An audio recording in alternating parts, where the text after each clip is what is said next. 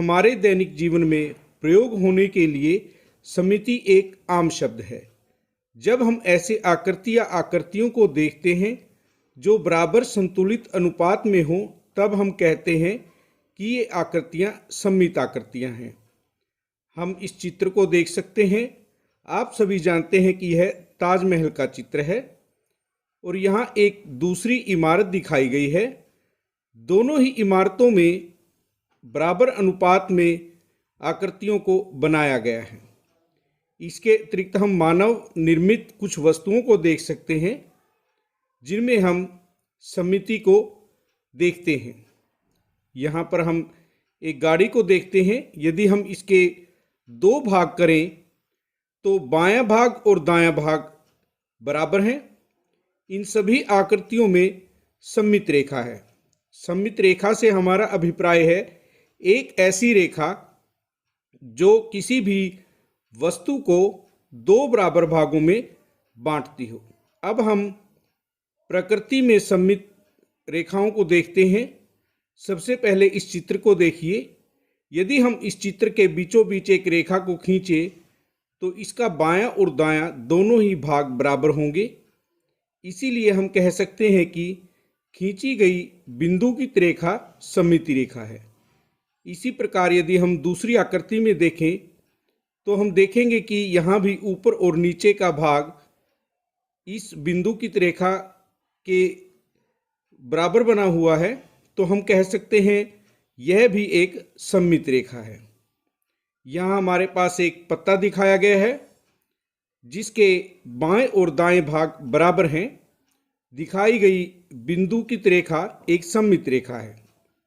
यहाँ एक और पत्ते को दिखाया गया है जिसमें हम एक बिंदुकित रेखा के माध्यम से बाएं और दाएं भाग को बराबर दिखा सकते हैं। आज हम इसे एक एक्टिविटी के माध्यम से करेंगे जिससे आप आसानी से सममिति रेखा के बारे में जान सकेंगे। प्यारे बच्चों, हम दो पंक्तियों से आज की शुरुआत करेंगे। लहरों से डरकर नौका कभी पार नहीं होती, कोशिश करने वालों की कभी हार नहीं होती। आपको कोरोना महामारी की चुनौती से भी लड़ना है और अपनी पढ़ाई को भी आगे जारी रखना है। उम्मीद है आप इन चुनौतियों का सामना करते हुए अपने आप को पढ़ाई में जरूर आगे लाएंगे। और आज हम सममित रेखा में सममित आकृतियों को बनाना सीखेंगे। इसके लिए दो विधियों का प्रयोग करेंगे, इंक प्लॉट डेविस और शाही धागा पट्टी। सबसे पहले हम इंक प्लॉट डेविस का प्रयोग करते हैं। मैंने शाही ली है और उसके बाद मैंने एक कागज को फोल्ड कर दिया है।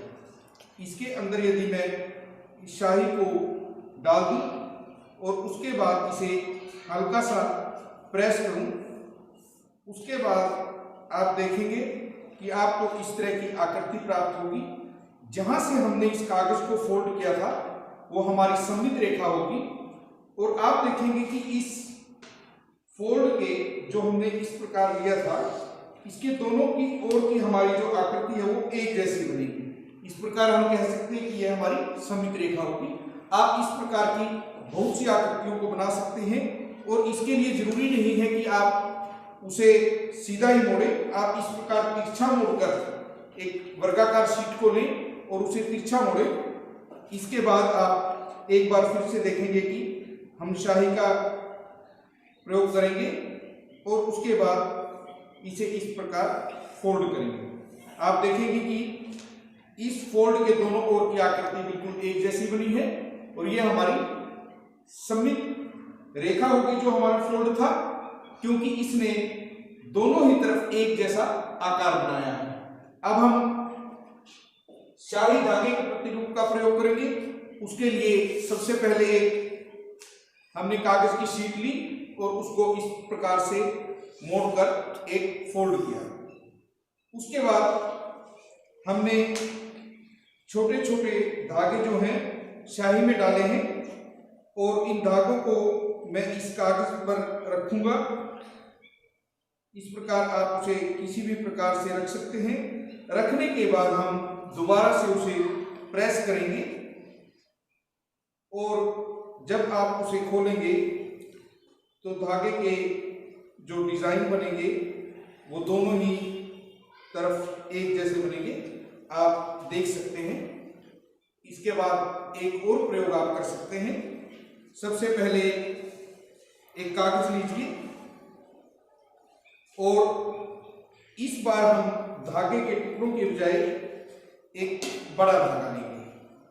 आप इस प्रकार एक बड़ा धागा लीजिए और उसको स्याही में डाल दीजिए। इसके अंदर स्याही के लिए आप कलर्स का प्रयोग भी कर सकते हैं। किसी भी प्रकार के रंगों का प्रयोग करने के बाद आप आकृतियां बना सकते हैं। देखिए, इस धागे को मैंने ब्लैक कलर की इंक से बिल्कुल पूरी तरह से रंग दिया है। उसके बाद हमें क्या करना है, इस धागे की सिलवटों को खोल लेना है और अब इस धागे को हम इस कागज के अंदर इस प्रकार से डालेंगे। किसी भी प्रकार आप उसका डिजाइन बना सकते हैं। इसके एक सिरे को आपको बाहर की ओर रखना है। उसके बाद आप इसे किसी भी ड्राइंग शीट या कोई किताब के नीचे रखें और इसे आराम से अपनी ओर खींचिए। खींचने के बाद आप जब उस कागज को खोलेंगे तो आप देख सकते हैं आपके पास इस प्रकार से कोई भी आकृति बन जाएगी और फोल्ड के दोनों ही तरफ एक जैसी आकृति बनेगी। आप इस प्रकार के कई डिजाइन बना सकते हैं। प्यारे बच्चों, आज हम सममित आकृतियों के बारे में और सममित रेखा के बारे में सीखेंगे। सबसे पहले हमें पता होना चाहिए कि सममित आकृतियां क्या हैं। जो आकृतियां बराबर अनुपात में होती हैं वे सममित आकृतियां हैं और जो रेखा इन्हें दो समान भागों में बांटती है वो सममित रेखा होती है। सबसे पहले इसे हम कुछ आकृतियों के द्वारा सीखेंगे। हमारे पास ये कागज की आयताकार शीट है। यदि हम इसे बीच में से इस प्रकार मोड़ते हैं तो आप देखेंगे कि आगे वाले भाग ने पीछे वाले भाग को पूरी तरह से ढक लिया है और यहां पर यदि हम इसे खोलते हैं तो इस प्रकार से आप देखेंगे कि मैंने इस लाइन को डार्क कर दिया है। इस रेखा ने इस आयताकार शीट को दो समान भागों में बांटा है और जो ये रेखा है यह हमारी सममित रेखा है। इसे हम कुछ और उदाहरणों के द्वारा देखते हैं क्योंकि हमें यह देखना है कि कौन सी आकृति में कितनी सममित रेखाएं हो सकती हैं। हम आयताकार शीट से ही शुरू करते हैं। सबसे पहले हमने देखा कि किस प्रकार एक कागज की आयताकार शीट की एक सममित रेखा हो सकती है। उसके बाद हम देखते हैं कि यदि हम इस कागज को इस प्रकार एक फोल्ड से और दूसरी तरह से इस प्रकार मोड़ सकते हैं। दोनों ही प्रकार से हम देखते हैं कि सामने वाले भाग ने पीछे वाले भाग को ढक लिया है और जब हम इसे खोलते हैं तो इस प्रकार की दो रेखाएं हमारे पास हो सकती हैं। हम कह सकते हैं कि आयताकार शीट की ये दो सममित रेखाएं हैं। अब हम तीसरा उदाहरण देखते हैं कि यदि हम इस आयताकार शीट को इस प्रकार मोड़ते हैं तो हम देखते हैं कि यहां पर हमें एक्स्ट्रा भाग दिखाई दे रहा है जो पीछे का भाग है। आगे वाले भाग ने इसे पूरी तरह से नहीं ढका। तो हम कह सकते हैं कि जो ये रेखा हमारी है वो सममित रेखा नहीं है क्योंकि इस रेखा के इस तरफ का भाग अलग है और इस तरफ का भाग अलग है। हम कह सकते हैं कि आयताकार शीट में दो ही सममित रेखाएं हो सकती हैं। अब हम एक वृत्ताकार शीट को लेते हैं। यदि हम इस वृत्ताकार शीट को बीच में से मोड़ दें तो आप देखेंगे कि इस प्रकार बीच से मोड़ने पर आयताकार शीट की तरह ही सामने के भाग ने पीछे के भाग को पूरी तरह से ढक लिया है और हम यदि इसे खोलते हैं तो इस प्रकार हमें एक यहां पर रेखा दिखाई देगी जो हमारी सममित रेखा है। इसे हम दूसरी शीटों पर दिखा सकते हैं और इस रेखा को यदि हम पेन की सहायता से बनाएं तो यह हमें इस प्रकार की दिखाई देगी। अब बात आती है कि आयताकार शीट में 2 सममित रेखाएं थी और वृत्ताकार शीट में कितनी सममित रेखाएं हमारे पास हो सकती हैं। आइए हम इसे दूसरी प्रकार से मोड़ कर देखते हैं। एक और वृत्ताकार शीट हमने ली और उसे इस प्रकार से मोड़ा। फिर हम इसे खोलने के बाद दूसरे सिरे की तरफ मोड़ते हैं तो हम देखते हैं कि इसमें खोलने के बाद 2 रेखाएं हो सकती हैं और यदि हम इन्हें दिखाएं तो यह इस प्रकार आपको दिखाई देगा। आप देखिए ये दोनों ही वृत्त के व्यास होते हैं जो केंद्र से होकर गुजरते हैं। क्या आप वृत्त के इनसे अधिक व्यास खींच सकते हैं? आइए देखते हैं। हम एक और वृत्ताकार शीट को लेते हैं, उसे इस प्रकार मोड़ा, सामने के भाग ने पीछे के भाग को पूरी तरह से ढक लिया। उसके बाद खोलने के बाद इसे इस प्रकार मोड़ लिया। हमारे पास पहले की तरह ही सामने के भाग ने पीछे के भाग को पूरी तरह से ढक लिया है। उसे दूसरी तरह से मोड़ते हैं। इसे हम इस बार इस प्रकार मोड़ कर देखते हैं। इस बार भी हमारे पास उसी प्रकार भाग बने हैं। उसके बाद हम इसे दूसरी तरफ मोड़ते हैं और आप देखेंगे कि आप कितनी बार भी वृत्ताकार शीट को यदि मोड़ते हैं तो आपको सममित रेखा प्राप्त होती है। और हम इसे खोलने के बाद देख सकते हैं कि हमारे पास इस तरह से अनेक सममित रेखाएं हो सकती हैं, क्योंकि वृत्त पर हमारे पास अनेक बिंदु हैं। जब भी हम 2 सामने के बिंदुओं को लेके इसे मोड़ेंगे तो हमें एक नई सममित रेखा प्राप्त होगी। अब हम त्रिभुजों की बात करते हैं। सबसे पहले देखिए हमारे पास ये एक समद्विबाहु त्रिभुज है। यदि हम इसे इस प्रकार बीच में से मोड़ते हैं तो हम देखते हैं कि दोनों ही भाग समान हैं और हम इसे जब खोलते हैं तो जो हमें रेखा प्राप्त हुई है जिसमें इसे 2 समान भागों में बांटा है वो हमारी सममित रेखा होगी। यदि हम इसको दूसरे तरीके से मोड़ने की कोशिश करें जिसमें हम इस प्रकार मोड़ सकते हैं तो हम देखेंगे कि इसके पीछे का भाग आपको दिखाई दे रहा है। इसलिए हम कह सकते हैं कि जो ये रेखा थी ये इसकी सममित रेखा नहीं है। इस समद्विबाहु त्रिभुज की सममित रेखा 1 होगी। अब हम समबाहु त्रिभुज की बात करते हैं। ये हमारे पास एक समबाहु त्रिभुज है जिसकी सभी भुजाएं बराबर है। सबसे पहले हमने इसे इस प्रकार मोड़ा और आगे के भाग ने पीछे के भाग को पूरी तरह से ढक लिया। आप दूसरे किस तरीके से इसे मोड़ सकते हैं? हम इसे इस प्रकार भी मोड़ सकते हैं। यहां भी उसी प्रकार 2 समान भाग बने हैं। हम तीसरे किस प्रकार से इसे मोड़ सकते हैं? इस प्रकार हम इसे मोड़ सकते हैं। हम देखते हैं कि जब भी हमने इसे मोड़ा तो इसके 2 समान भाग हैं। आगे का भाग पीछे के भाग को पूरी तरह से ढकता है और जब हम इसे रेखाओं को डार्क करेंगे तो हमारे पास इस प्रकार से 3 सममित रेखाएं प्राप्त होंगी। आपको ध्यान रखना है कि समद्विबाहु त्रिभुज में हमारे पास 1 सममित रेखा, समबाहु त्रिभुज में हमारे पास 3 सममित रेखाएं बनेगी। अब हम विषमबाहु त्रिभुज की बात करते हैं। ये हमारे पास विषमबाहु त्रिभुज है जिसकी भुजाएं अलग अलग लंबाई की हैं।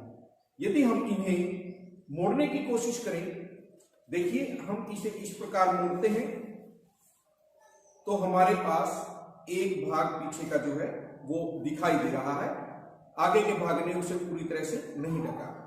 यदि हम इसे दूसरे तरीके से मोड़ने की कोशिश करें तो यहां पर हम देखते हैं कि ये भाग हमें दिखाई दे रहा है। इस प्रकार आप कह सकते हैं कि विषमबाहु त्रिभुज में कोई भी सममित रेखा नहीं होगी। आइए अब हम वर्गाकार आकृतियों की बात करते हैं। सबसे पहले हम एक वर्ग को लेते हैं और उसे मोड़ने की कोशिश करते हैं। यह हमारे पास एक वर्गाकार कागज की शीट है। जब हमने इसे इस प्रकार से मोड़ा तो आयताकार शीट की तरह ही इसके भी 2 समान भाग बने और आगे के भाग ने पीछे के भाग को ढक लिया। जब हम इसे खोलते हैं तो इस प्रकार आपको एक रेखा प्राप्त होगी जिसे हम सममित रेखा कहेंगे। अब प्रश्न यह है कि वर्गाकार कागज की शीट की कितनी सममित रेखाएं होंगी। सबसे पहले हमने देखा कि इस प्रकार एक रेखा बनेगी। उसके बाद हम देखते हैं कि दूसरी रेखा किस प्रकार होगी। हम इस वर्गाकार शीट को इस प्रकार उसके विकर्ण के बीचों बीच हम मोड़ सकते हैं, जिससे कि उसे खोलने के बाद हमें इस प्रकार विकर्ण से भी एक सममित रेखा प्राप्त होगी। हम कह सकते हैं कि वर्गाकार शीट में एक और सममित रेखा बनेगी। अब हम देखते हैं कि इसमें कितनी सममित रेखाएं कुल बनेगी। सबसे पहले हमने वर्गाकार शीट को इस प्रकार मोड़ा, जिससे हमें एक सममित रेखा प्राप्त होगी। उसके बाद हम इसे इस प्रकार मोड़ेंगे, दूसरी सममित रेखा। इसके बाद यदि हम इसे इस प्रकार मोड़े तो भी हमें दो समान भाग प्राप्त होंगे, और उसके बाद हम इसे इस प्रकार मोड़ सकते हैं, जिससे कि हमारे पास एक और सममित रेखा प्राप्त होगी। हम कहेंगे कि हमारे पास वर्गाकार शीट में 4 सममित रेखाएं प्राप्त होंगी। 3 सममित रेखाएं हमने दिखाई हैं, 1, 2, 3, और चौथी सममित रेखा हमारे पास इस तरह से प्राप्त होगी। अब हम देखते हैं कि और किस प्रकार हम सममित आकृतियां बना सकते हैं, क्योंकि हमने कागज की शीटों से सममित रेखाओं को सीखा है। उसके लिए सबसे पहले हम एक कागज को लेंगे। यहां पर मैंने एक कागज को इस तरह से फोल्ड कर दिया है। फोल्ड करने के बाद आप इंक लीजिए और इस कागज की शीट पर हम इस तरह से इंक को डाल देंगे और हम इसे इस प्रकार यहां से मोड़ देंगे और उसे थोड़ा सा प्रेस करेंगे, और जब आप इसे खोलेंगे तो इस प्रकार की आकृति को प्राप्त करेंगे। आप देख सकते हैं कि यहाँ पर जो हमारा फोल्ड था, जिस रेखा को यदि हम मिलाएं तो उसके दोनों ही तरफ एक जैसी आकृतियां बनी हैं। यदि आप इस रेखा को लें तो आप कह सकते हैं कि यह आपकी एक सममित रेखा है। इसके अलावा आप बहुत सी आकृतियां बना सकते हैं और देख सकते हैं कि सममित आकृति आप किस प्रकार लेंगे।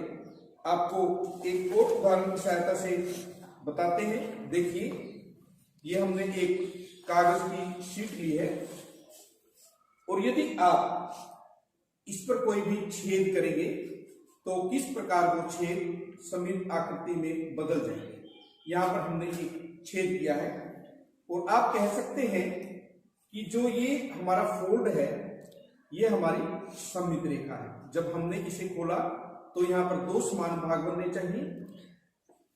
इस रेखा के समान दूरी पर दोनों ही छेद हैं, तो हम कहेंगे जिस रेखा के दोनों तरफ की आकृतियां एक समान बने वो रेखा हमारी सममित रेखा।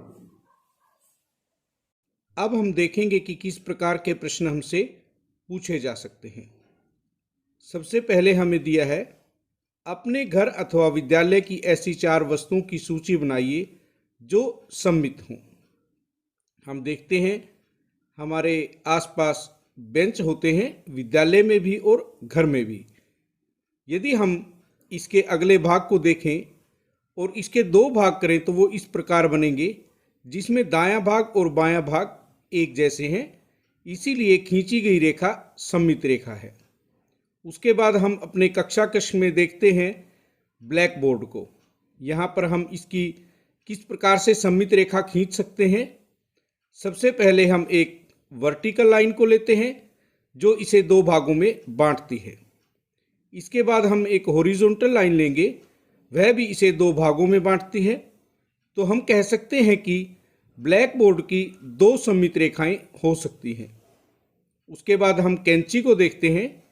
यदि हम एक वर्टिकल लाइन को लें तो वह इसे 2 समान भागों में बांटती है, तो यह रेखा इसकी सममित रेखा होगी। उसके बाद हम बल्ब को लेते हैं।